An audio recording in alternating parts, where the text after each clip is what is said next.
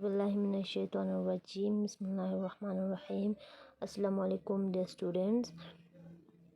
As we all know that we were doing a poetry, that is an evening with rain, which was written by a Dogri writer with Pal Deep. So we have done some portion of the poem that we have read 3 stanzas from the poem. So in this today video lesson I'm going to continue the poem from 4th stanza. तो 4th stanza में क्या कहता है कि poet loss of hope has darkened the evening of my life too, and clouds gathering in the mind shed tears as they pass. The evening travel my companion is also depressed and take me along holding me by arm. तो poet कहता है कि loss of hope की वजह से, यानी कि उम्मीदों को खो जाने की वजह से उसकी जो है evening of my life too, मेरी लाइफ का भी जो शाम है, यानी कि ओल्ड एज जो है वो क्या हो चुका है, माय लाइफ टू, मेरी इवनिंग का शाम भी जो है डार्कन हो चुका है, यानी कि सिया हो चुका है। तो पूरा उसके लाइफ में भी क्या आ चुका है, उसके लाइफ की इवनिंग में भी डार्कनेस आ चुका है। यानी कि यहाँ पे life of evening of my life कहने का मतलब है कि उसकी लाइफ के आखिरी वक्त, यानी कि बुढ़ापे के वक्त जो है उसके लाइफ में भी नाउम्मीद की वजह से क्या हो चुका है, उम्मीदों को लॉस होने की वजह से, उम्मीद को खो जाने की वजह से पूरा जो है डार्कनेस आ चुका है। And clouds gathering in the mind shed tears as they pass. तो और क्या हो रहा है कि क्लॉड्स जो, यानी कि उसके दिमाग में ना उम्मीदी की जो एक बादल है, क्लॉड्स जो है वो क्या हो रहा है, गैदर हो रहा है, जो एक नाउम्मीदी के बादल जो है उसके दिमाग में इकट्ठा हो रहा है, गैदर हो रहा है। तो in the mind shed tears they pass, जैसे वो पास होता है, यानी कि जो वो बादल जो है वो नाउम्मीदी का बादल वहाँ से गुज़रता है, तो शायर जो है, मतलब राइटर जो पोइट जो है क्या करता है, अपने आंसू जो है, यानी कि शायर जो है आंसू बहाता है, आंसू बहाने लगता है, यानी कि रोने लगता है इस पास। यानी कि जो बुढ़ापे के टाइम पे उसको जितने भी ट्रबल होती है, उसके साथ तकलीफ़ें होती है, उनको जब भी उनको तकलीफ़ों का सामना करना पड़ता है, तब वो क्या करते हैं, आंसू बहाते हैं। The evening of my trouble, तो मतलब यही कहने का मतलब है कि जो ही मेरे इवनिंग ऑफ ट्रबल, यानी कि मेरे इस शाम में, यानी कि बुढ़ापे के टाइम पे जब भी मुझे मुसीबतों के बादल जो है गुज़रता है, तो मेरे दिमाग से पास होता है, तो क्या करते हैं पोइट जो है आंसू बहाता है। My companion is also depressed, मेरे साथी भी क्या है, डिप्रेस्ड है। And take me along holding me by the arm, उसने क्या किया है, पोइट का जो है हाथ पकड़ा हुआ है, holding me by the arm, हाथ पकड़ा हुआ है और अपने साथ जो है ले जा रहा है। कोई भी जो भी उसका साथी हो, कंपेनियन हो, वो क्या कर रहे हैं, उसको पोइट को अपने साथ ले रहा है और हाथों को पकड़ कर। फिर आगे नेक्स्ट स्टैंजा में क्या कहता है, in childhood I stood alone in my courtyard and waves of air broad the sound of symbol.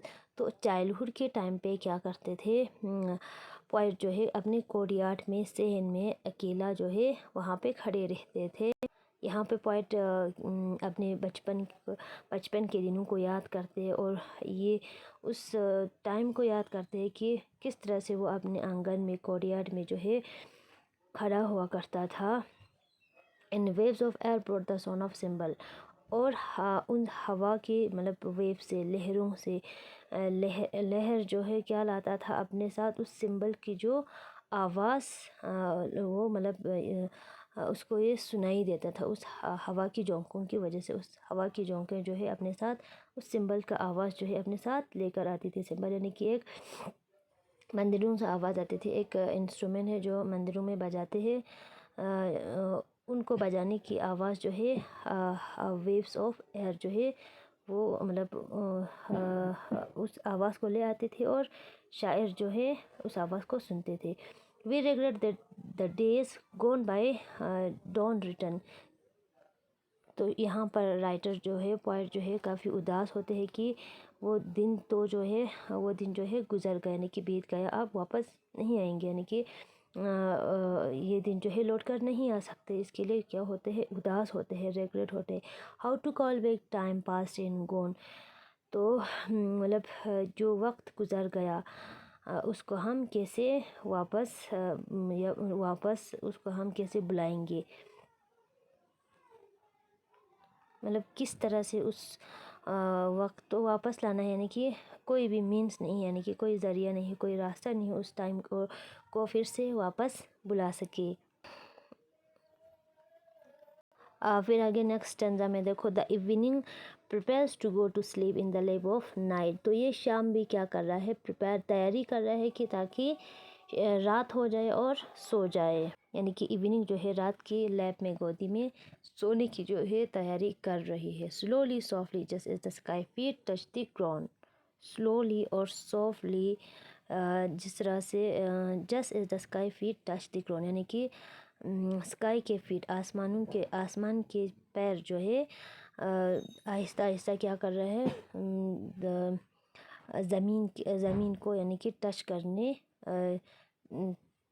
Touch जो है मतलब ज़मीन को टच कर रहा है। Shadows of trees rest in the dark tank as some passing cloud cast a shadow over hills. अब जो ट्रीज़ होते हैं मतलब दिन के टाइम पे क्या होता है, उनके नीचे जो है साए होते हैं, शेडोज़ होते हैं। अब जो है शाम होने वाले हैं और वो शेडोज़ भी क्या हो रहा है, धीरे धीरे ख़त्म हो रहा है, यानी कि रेस्ट कर रहे हैं इन द डार्क टैंक। और वो क्या कर रहे हैं, एक डार्क टैंक में, यानी कि जहाँ पे वो है खड़े हैं वहाँ पे वो शेडो जो है रेस्ट करने की कोशिश कर रहे हैं, रेस्ट हो रहा है, रेस्ट कर रहा है। Is some passing clouds cast a shadow over हिल।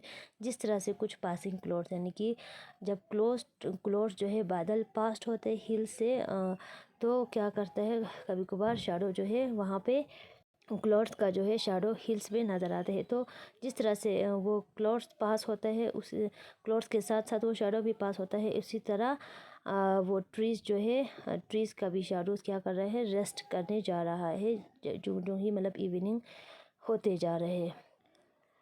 फिर आगे नेक्स्ट स्टैंजा में देखना, there is activity in the house lit with electric bulbs, moonlight, love holding the hem of the moon. Where is my destination? Where is the hurry? Light of the earth lamp in a wayside, modest in awaits me. तो क्या होता है, जो ही मतलब जब शाम होते हैं तो हर घरों में जो है बल्ब्स जलने लगते हैं, यानी कि रोशनी बिजली की रोशनियाँ हर तरफ जो है हर किसी के घर में मतलब जलाते हैं। तो यहाँ पे पॉइंट समझते हैं कि कोई ना कोई एक्टिविटी तो कोई ना कोई काम तो यहाँ पे घर पे इन घरों में हो रहा है। यानी कि जब शाम होते हैं तो क्या करते हैं लोग को मतलब अपने घरों को रोशन करते हैं और रात के खाने की तैयारियां या मतलब कुछ काम जो है वो सब करते हैं।